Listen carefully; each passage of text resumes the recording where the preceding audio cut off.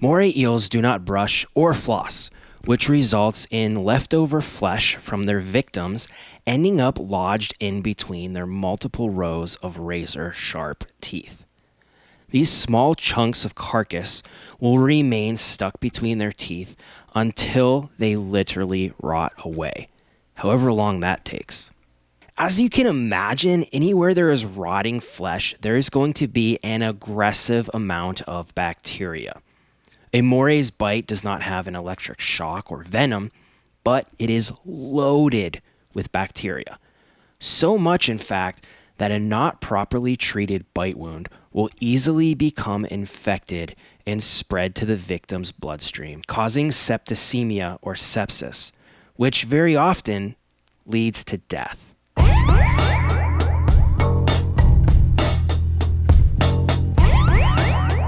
I basically was paddling a kayak with one hand, even though you need two hands to paddle a kayak. And I just remember it was my right hand, so every left hand stroke, I was like, all right. And then I'd go to paddle on the right and would be basically chumming the water myself. Like, there goes all this blood. There's blood all over the kayak. I can't think straight. I gotta get back to work. You are listening to the Teeth Podcast. Wild animal attack stories directly from the survivors. My name is Jeremy Carberry. I am a wilderness kayak guide, animal handler, the survivor of a few attacks myself, and your host. What exactly happens to cause a moray eel to attack? Also, how could someone survive being exposed to all the bacteria from a bite without getting treatment from a hospital or antibiotics?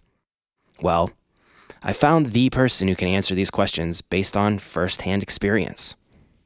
My name is Elise, E-L-I-S-E, and I got bit by an eel. All of a sudden, my alter ego, EEL-ise, comes to fruition.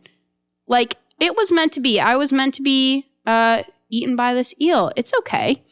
One of my friends, once we were talking about this is really funny. Little side note. She was like, well, what if your name was Rachel? Would the eel still have gotten you? I'm like, yeah, Rach-eel. Elise was attacked by a moray eel while harvesting scallops off of Santa Cruz Island. Santa Cruz is part of the Channel Islands, which is a wilderness area, 20 plus miles or 32 plus kilometers off the coast of California, and even further from anything resembling a hospital. Been working at the Channel Islands National Park since 2017 as a sea cave kayak guide. We take the boat out with all the clients, and we give our kayak tour, but then we'll stay for a night up to 4 nights in a row. You wake up, you go do your tour, and then you go to bed. And then you do it all again with like a little bit of drinking and fishing and rowdiness in between, just a little bit. Just a little. I first met Elise on Santa Cruz Island in 2019, the summer of the eel attack. She was 27 years old. Because of our distance from the mainland, the national park has less pollution in the air and water, creating clearer dive visibility than the mainland. The north side of Santa Cruz Island is made up of massive rock cliffs. The cliffs usually start underwater for about 30 feet or 10 meters and then shoot up hundreds of feet tall, creating breathtaking views. The rock walls have cracks and caves that provide plenty of underwater hideaways for wildlife, including urchin, scallops, and morays. Eels are blind. Eels can't really see a dang thing, so their best way of hunting is their sense of smell. They have a really, really, really good sense of smell. So if you take a piece of squid or some scallop guts and you dunk it in the water, they pick up on that like really, really quick. Yeah, instantly. And they'll blindly slither toward the smell and they latch on. If you're asking yourself, why would someone risk being bit or even losing a finger to the terrifying jaws of a moray eel? Well, that's because you probably haven't tasted a purple-hinged rock scallop.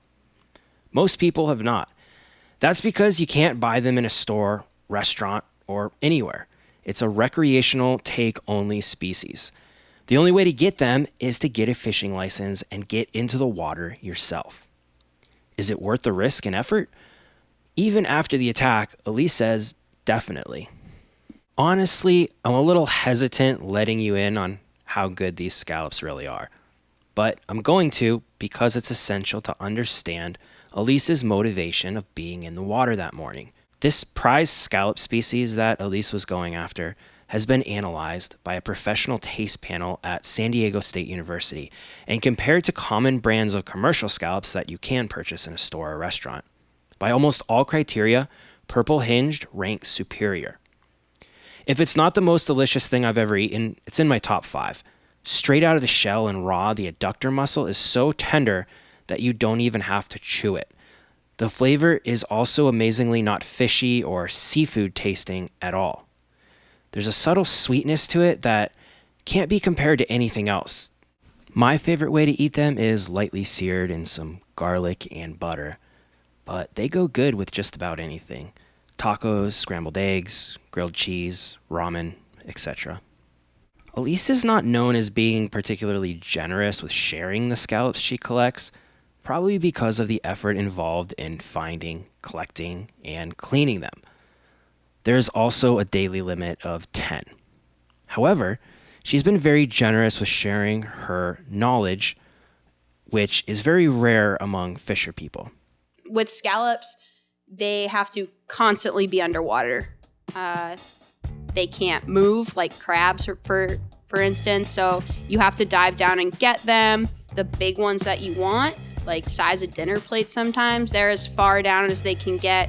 That's for protection from the sun, protection from drying out. So you go at a low tide and those scallops are kind of right there for you. You don't have to dive. You don't have to hold your breath for very long, especially once I got the technology to dive for scallops, aka glorified crowbar, right, with an abalone bar.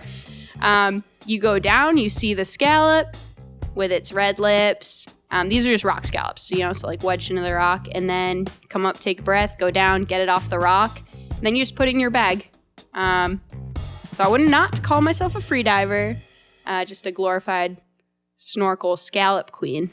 Snorkeler with benefits. Yeah, snorkeler with benefits. Yeah. Yeah. One of the potential liabilities to weigh against the benefits of scalloping are potential injuries from urchin. There are multiple species of urchin, and they're very plentiful in the water surrounding the Channel Islands.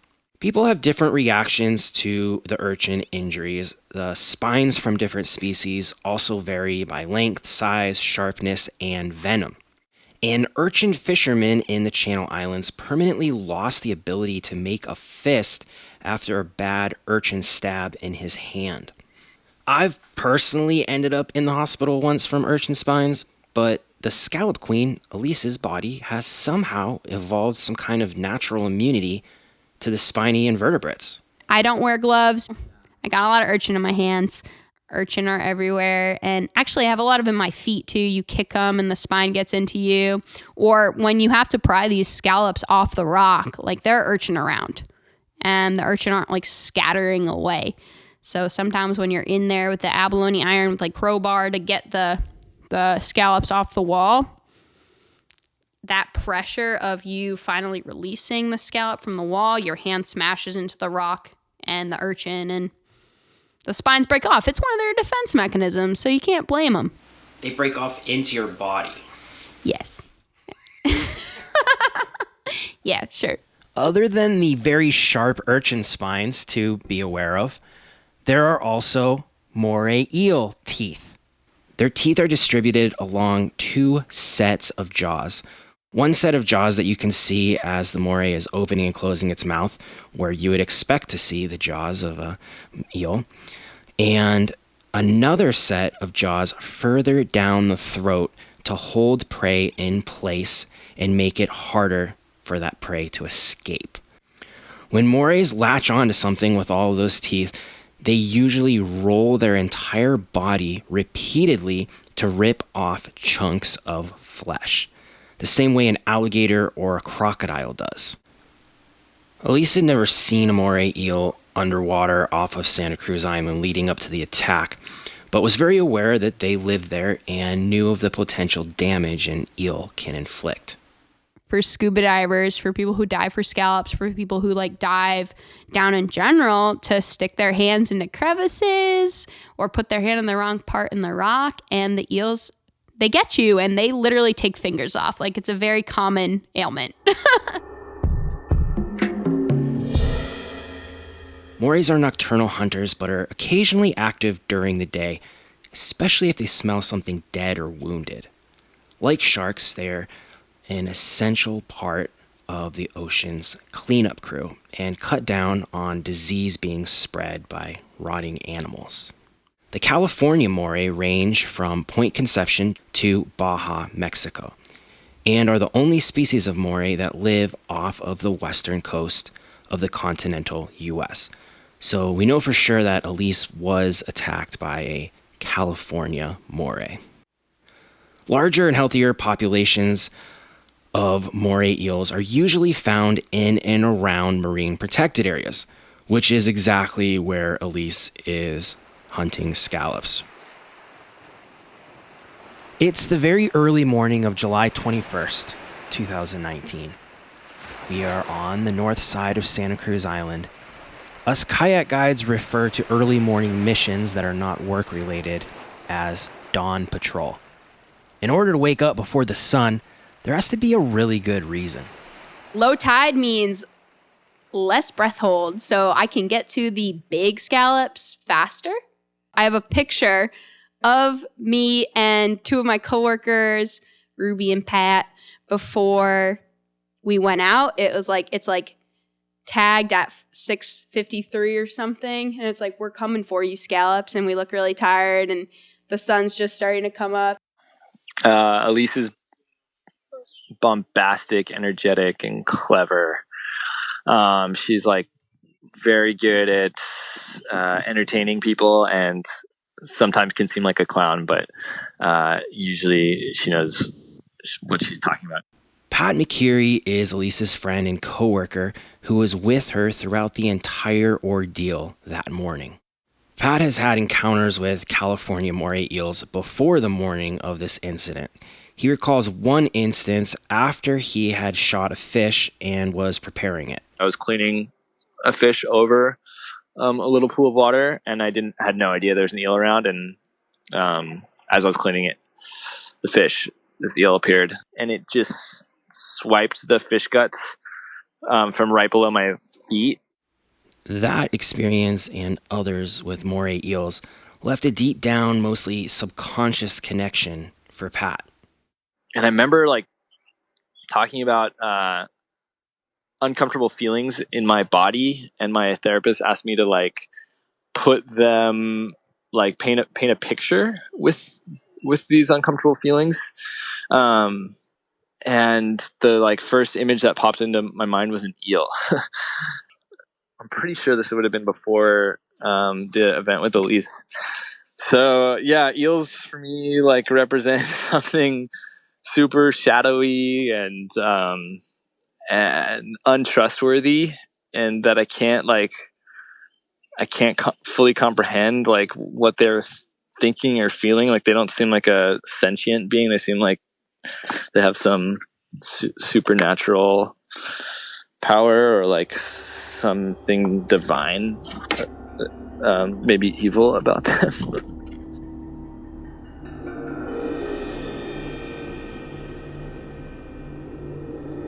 Morays all have beady eyes, super sharp teeth, and unlike fish or snakes, smooth slimy skin without scales.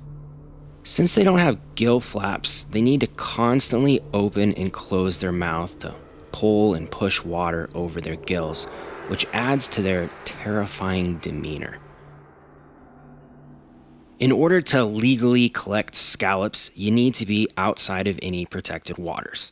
At 6:53 a.m., the dawn patrol crew of Elise, Pat, and Ruby. We go kayak out of the marine protected area, and the tide's, it was so low. Then you have to beach your kayak somewhere on the island so you can go dive around. So we beached our kayaks and just started diving around. And this is all before our normal kayak work. You're allowed 10 scallops in your possession at one time. And I think I got 10. It was pretty easy diving because the tide was so low. And I remember pulling up this monster one, putting it in my bag, and I was like, oh, heck yeah, like that's going to be good later.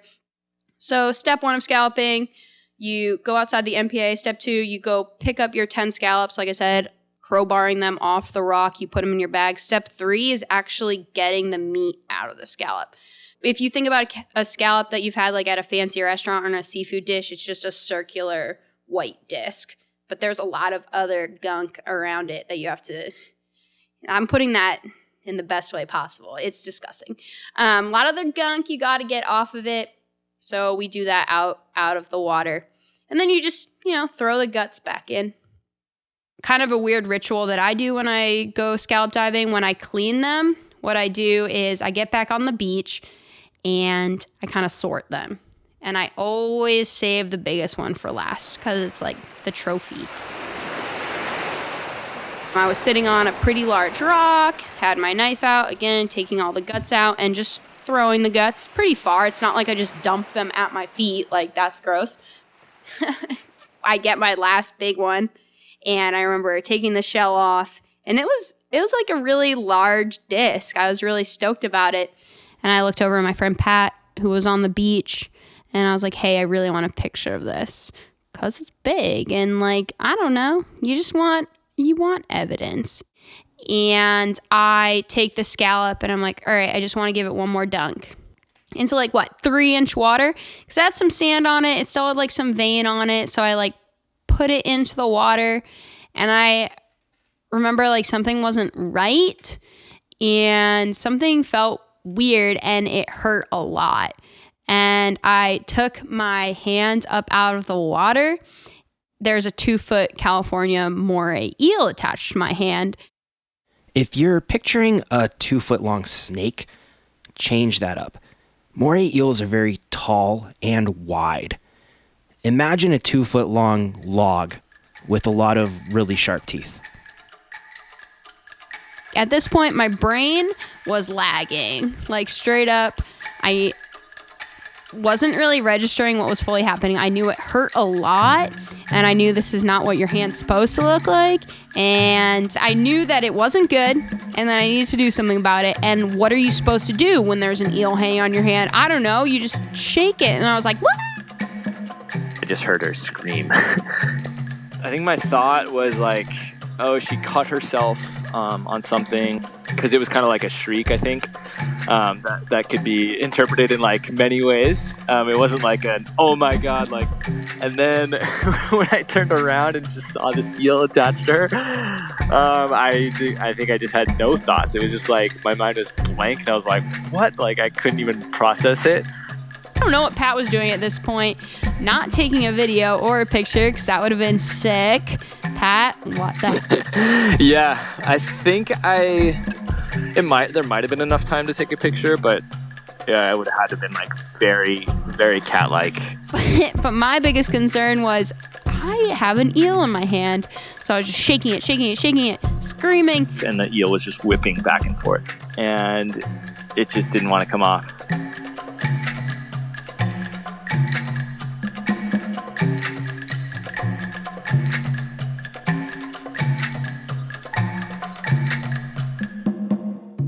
And then the next thing I knew, it was off.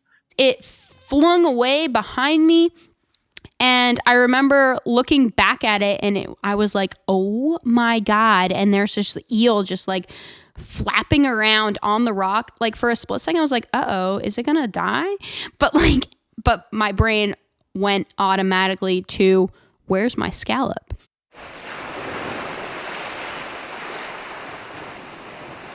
And not gonna lie, with my gushing, bleeding finger, I looked into the water and I was kind of like, where is it? Something happened. And I'm at Pat, I'm like, oh my God. And blood is just running out of my finger. I'm kind of skimming through the rocks. The eel's just writhing in the background. It was clear that the eel got the best one. The eel struck at the exact moment to like get the best scallop, and she was pissed, and she really wanted it back. There was no scallop. And at that point, I was just like, all right, something's happening to me. And I'm a wilderness first responder. I've been getting my wilderness first responder training for a lot of years. And a lot of times in those woofer classes, they talk about shock. They talk about, oh, your client or your patient's going into shock. And it's like, okay, it's kind of like this like just far off thing. I was going into shock. And I think now if I ever find someone who's going into shock, I know what that feels like, because that was me. The blood is rushing from my finger. I'm like, huh. She was just freaking out, and she clearly went into shock like very, very fast. And so her symptoms were like pretty much silence and mixed with like just a face of terror. It was almost like I could see the thoughts pouring out of her mind of just like worst case scenarios, like what's going to happen to me. Elise was experiencing psychosomatic shock. The third friend, Ruby, had gone back to get ready for work a little before the attack happened. So now it was just Elise and Pat. And Pat's like, oh my God, what do we do? And I'm like, I don't know. Like, this starts the whole thing of like, I don't know. And that's like my mantra for the next hour. Like, I don't know. It was a trip. And I've been in a few situations in my life where I've seen people in shock. Like I was sympathizing, but also trying to detach so that I could be of service to her. Because I knew if I like went into any kind of shock myself, I'd be less useful. And so it just like immediately your mind sharpens, or at least my experience is my mind sharpens really quickly. I don't know. It sounds kind of wimpy being like, yeah, my whole middle finger was cut, but it was a lot of blood and it was coming out pretty fast. And it's just not something you expect to happen, to get bitten by an eel during a very routine procedure. Like I've cleaned scallops so many times, even at that exact same beach. I know what I'm doing. A lot of times people hear the story and they're like, what, were you in the water where you're sticking your hand into a hole? Like, that's how a lot of scuba divers lose their fingers, is you just stick your hand into a hole and there's an eel in there and they take the top of your finger off. No, like I knew what I was doing. I've done this a million times. When you go scalloping out of Scorpion Anchorage, you have to kayak 10 minutes or so out of the marine protected area. So we're at least a 10-minute kayak away. My hand is gushing blood. I know it's going to take longer than 10 minutes to get back. I'm worried about missing work. And with my training and Pat's training, we're like, well, we got to stop the bleeding somehow. We don't have a lot of material. I'm in just a full body wetsuit. It didn't seem worth it to go into first aid just because her finger was bleeding and soaking wet. And I knew like any bandages wouldn't stay on. And I had brought a quick dry shirt. And so it was such a nice shirt. I just gotten him on my vacation to Florida, and it had like crocodiles on it, and I was really stoked on it. It was the only thing we had though, so I took this lovely baby blue shirt and wrapped it around my bloody finger, and that shirt still has eel blood on it. As much as I hate that, but it's a good story. When you're in wilderness setting, like anytime stress levels go up, like it just feels like a recipe for disaster. I feel like the space can like interpret your stress for sure. Animals can sense when you're stressed, especially predators. And I just felt like, like I don't want to mess with that. Like I don't want more variables to enter this scenario than necessary. So for me, it was just like clearly we needed to get back. And Pat was like, should I tow you back? And I'm just like, I don't know. He's like, can you paddle? I'm like, yeah, I don't know. Like straight up, like I didn't know really what was going on. My brain just shut down a little, but I knew I had to get back to work. And so I think I just did whatever I could to like get her in her boat. I'm like in shock again, like, we gotta go. Just like monotone, just like, I can do it. He's like, okay. And I'm like shaking. He's like, okay, I'll push you off. Are you okay? I'm like, where are my scallops? And he's like, they're here. I'm like, okay, good. Give them to me. And like, I had my bag of scallops still. I wasn't just going to abandon them. So Pat like pushed my boat out of the cove and we started paddling back, and we're paddling back. And I remember it was on my right hand and I paddled with my left, and then with a kayak, you paddle with your right. And as I paddled with my right, I was like barely gripping the paddle, but blood was just like chumming the water behind me. And I was like, sharks, there's blood all over this kayak. We're still a long way away.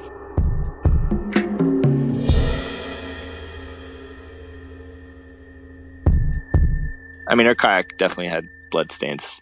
I remember like having mixed strategies of like some moments just like staying quiet and like just trying to lead her and myself by paddling, and then other moments where I was just like talking to her like don't worry, you're gonna be okay. And I think at the time I was pretty sure of that, but there's always like a little sliver of doubt, like, okay, like her finger might be really fucked. And just there's doubt. I'm so thankful I had Pat there.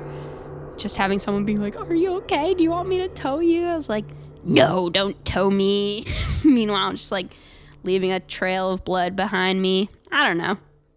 And we get back to the beach and work has already started. Like, we are late. We are officially late to work. It's before a boat full of over 100 people is supposed to show up. I'm supposed to give a kayak tour. We're supposed to be tip-top shape. All the kayaks are supposed to be out. All the gear is supposed to be out. And here comes Elise, typical, covered in blood, just out of her mind. Luckily, one of my best friends, just in general in life, and one of my favorite coworkers, Sarah, was on the beach, and she knows me very, very well. Pat pulls his kayak up and is like, uh-oh, like something's wrong. Elise got bit by an eel and no one really knows what's going on. And then he pulls my kayak up and there's just blood all over my kayak. There's blood like coming up on the rocks. And Sarah, I think she told me, she was like, I saw your face and I knew this was like not a joke. This was not some like Elise antic. This was like serious. Sarah brought me up to our little kayak area, which is, it's just a bunch of sheds.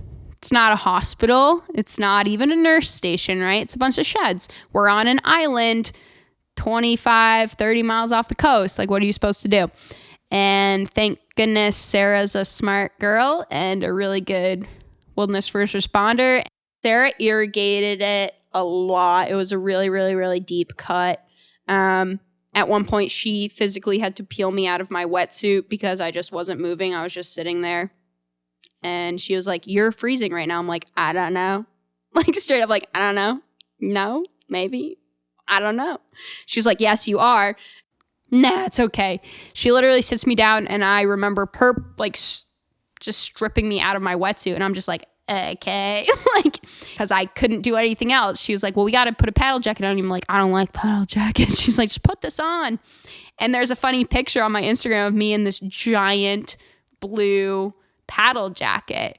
I don't know, like she bandaged it up and everything, and like no sooner had she done that than here come our 100+ clients, like happy as can be, followed, like leaded by our island manager Kyle, who's a really close friend of mine too. And and like at that point I was like, but I feel like at this point Kyle's like, Elise again, like I've been around him for a few years, I get into some stuff. He sat down with me. He's like, hey, what happened? I was like, I got bit by an eel. He's like, what? And I'm like, I don't know. Like, straight up, like, I don't know. Like, in shock. He was like, well, can you lead a tour? I'm like, I don't know. And he was like, okay, well, guess I'm hitting the water. The manager, Kyle, decided he was not going to be a manager that day and instead take out the people that Elise would have taken out on her tour so that Elise could rest. That was that. I was just kind of like in a fog. Kyle was like, stay away from the clients, kind of like, no, relax. And I'm just like, I don't know what to do. Like walking around in this giant paddle jacket, just like my fingers all bandaged up at this point, but like still the medical shock of it all. There's nothing we could do about it. I don't know. It was 9 a.m. Yeah. There are no boats that can just rapidly take you home. You can't get in a car and go to the emergency room. You can't get stitches. Like I love Sarah, but she's not giving me stitches. You just kind of have to sit it out and wait. And we just had it bandaged the whole day. And that's what's gnarlier about living and working on the island. Like something happens, you're stuck. And saying this, I sound really weak, but it was intense.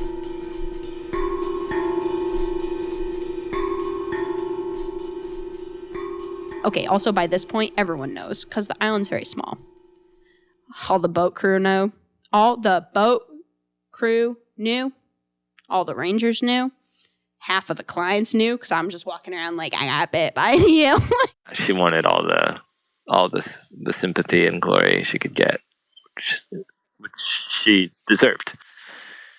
And she was like definitely just slinging the story left and right, just like, look at this, like I got attacked by an eel.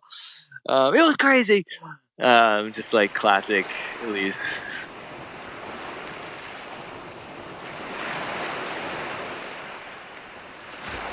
Sarah, who originally cleaned and bandaged the wound, had to go lead a kayak tour.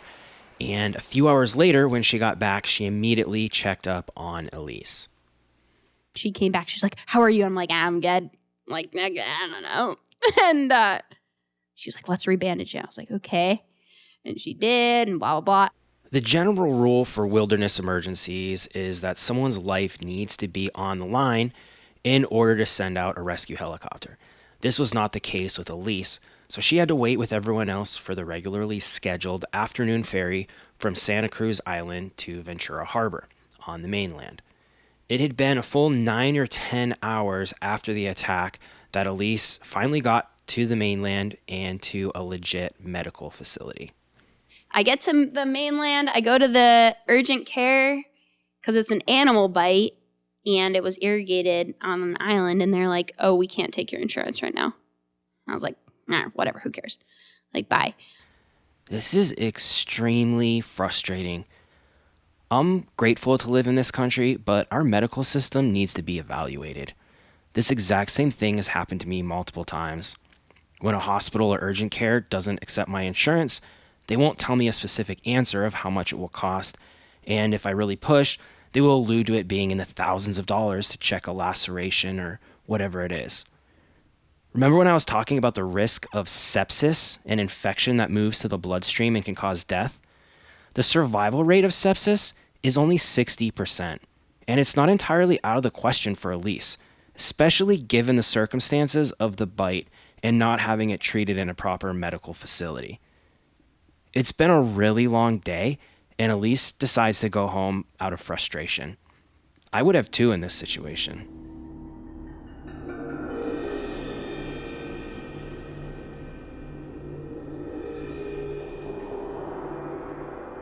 And then the next day, I remember calling a doctor that I used to go to, and the only person who could see me was like the geriatric doctor, which wasn't my normal doctor, but like I wanted to get in and see what was up then. So I get back Sunday. On Monday, I go to a doctor. He's like, we'll give you a tetanus shot, and there's not much else we can do. I was like, sick. That's it.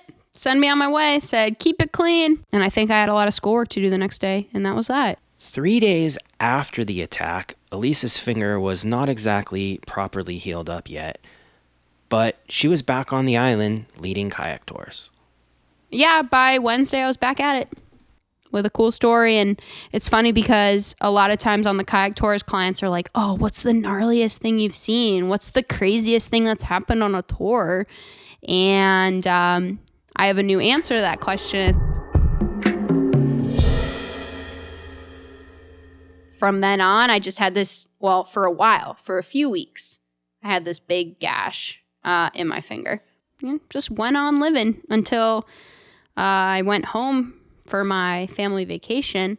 I got bit in July. I was home by the second week of August in Maine, up with my aunt and uncle and family. And all of a sudden, I noticed, I was looking at my finger and there was like, it was healing kind of weird. Like there was definitely a really large crease forming. and there was some white thing sticking out of my finger. I was like, that's weird. And I was kind of like poking it. And I was like, I don't know what that is. But I do kind of know what it is because I have a science degree. I've taken my wilderness responder. I'm like, this is very, very white, this thing that's sticking out of my finger. But it's not my bone. Like, it's not finger bone. Like, I know that. It's very, very small. I was in Maine for a week and a half. And over the next few days, my finger slowly started like peeling back on itself, which sounds gross, but like that's what was happening. And it was a tooth.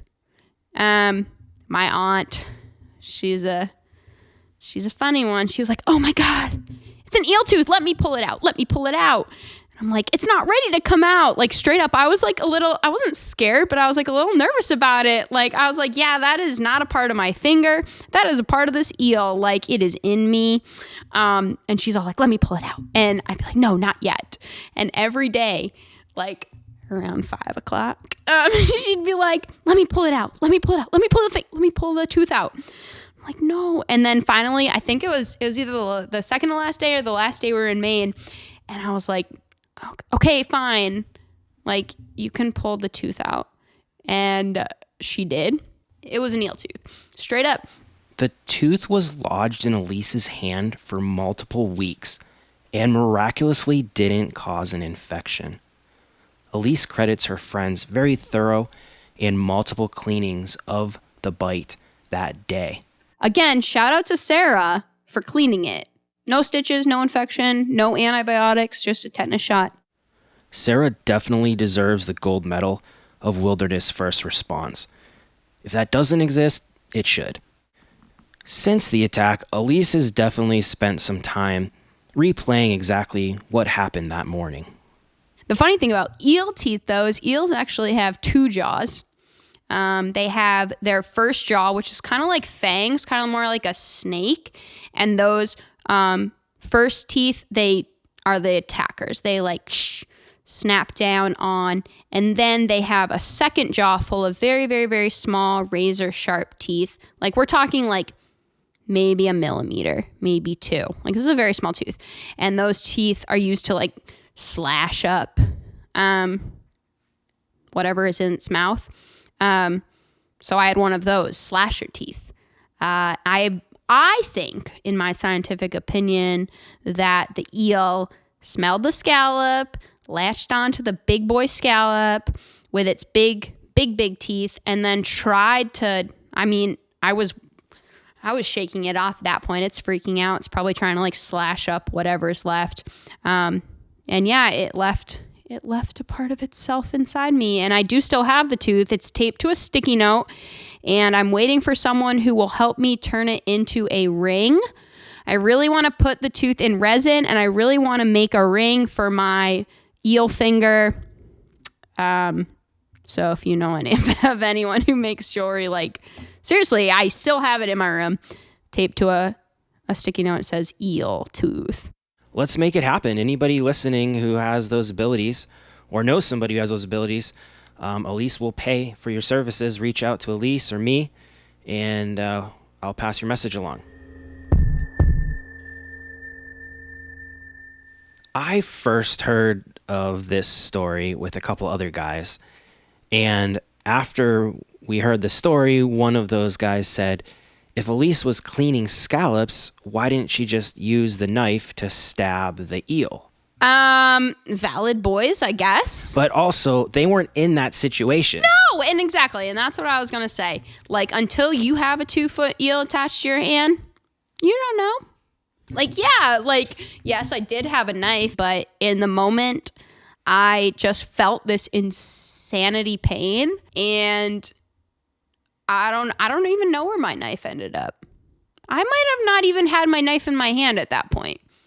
Because the whole, this sounds very vain, the whole point of this was to get a nice juicy picture of this huge scallop, okay? I'll admit it, right? So I wanted documentation of this really beautiful scallop. Yeah, but it's not like you're being reckless or doing something stupid. I was not being stupid. Okay, I was completely out of the water, It was an extremely low tide. A way an eel hunts is through its sense of smell. So their sense of smell is insane. And okay, yeah, I was kind of chumming the water around me, but I was also completely out of the water. Again, only my ankles were in the water. And I don't know how this eel squirmed out, but... For reference, how many times have you been in this exact same situation? Oh my gosh, so many. Like, I had been scalloping for, I don't know, years at this point, and multiple times that season, probably even, because I was out there for 4 days, probably even within that 4-day island run. So this is not like and I was trying this new thing out. Like, this is very routine.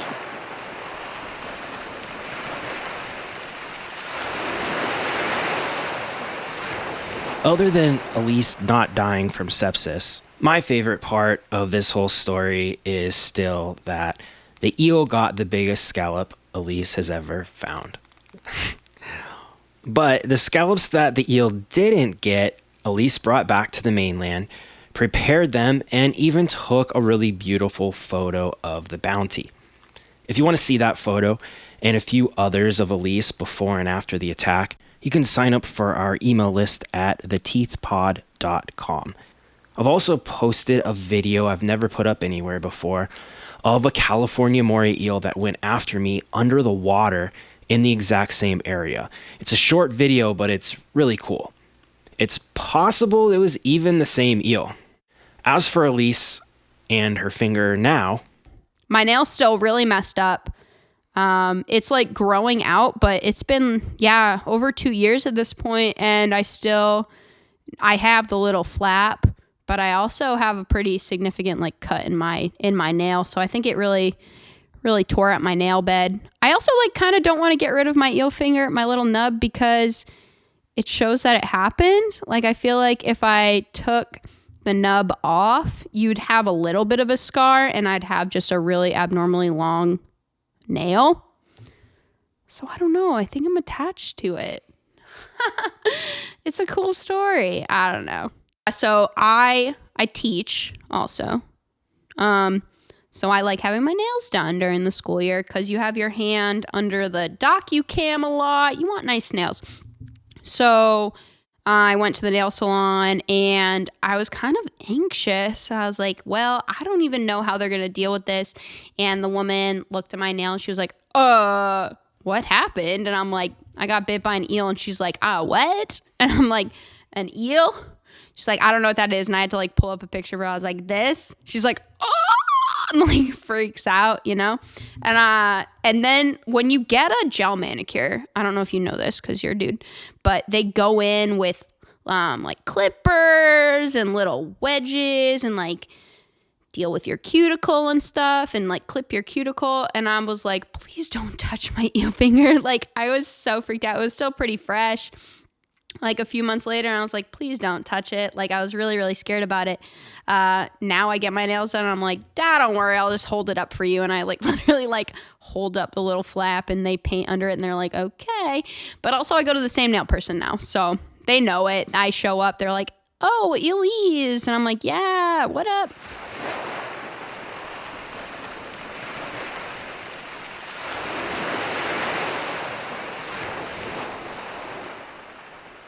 At the end of our conversation, I asked Elise if her experience had changed her and the way that she thinks about the ocean or moray eels. Honestly, it was gnarly, but it hasn't changed any of my feelings. Will I dive for scallops again? Yeah, absolutely. Have I since? Yeah. And I do remember like the first time I went diving after this whole thing, I wasn't scared. I've definitely become more aware of eels. Like if I'm diving, like when I dive for scallops or I just snorkel around, I feel like I see them more, but I'm not scared of them. And I still eat them in sushi. And that's just a really, really cool story that I can share now. That's like kind of why I don't want to get the whole eel finger cut off or like done surgery on. It's like cool and it's not doing anything like negative. It's just a cool part of me.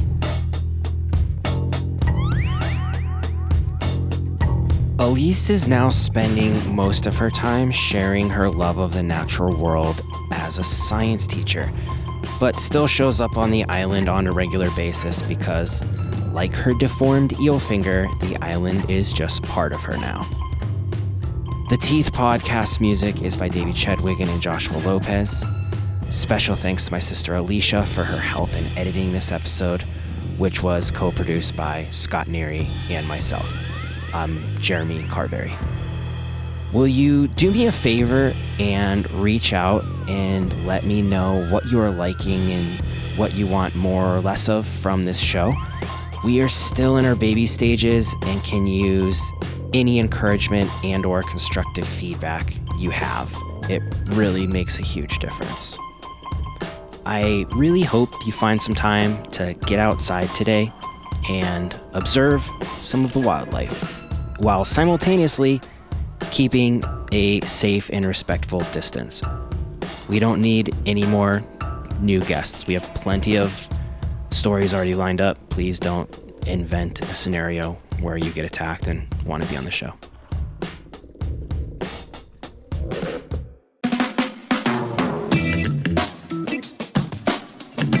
Decentralized blockchain technology is creating a welcome alternative to our central bank systems, but crypto can be complicated and overwhelming. I know this because I've tried a lot of different exchanges and have paid a lot of not so upfront fees in the process. I've found that OKcoin is the easiest and most affordable on-ramp to decentralized ecosystems like Avalanche, Ethereum, and many others. There are no fees to send and receive funds from your bank, and the fees to swap between assets are the lowest around. If you create and transfer $100 of funds to an OKcoin account using the link in this episode's show notes, after 30 days, the Teeth podcast gets $50 worth of Bitcoin, and so do you. But please do your own research because this is not financial advice.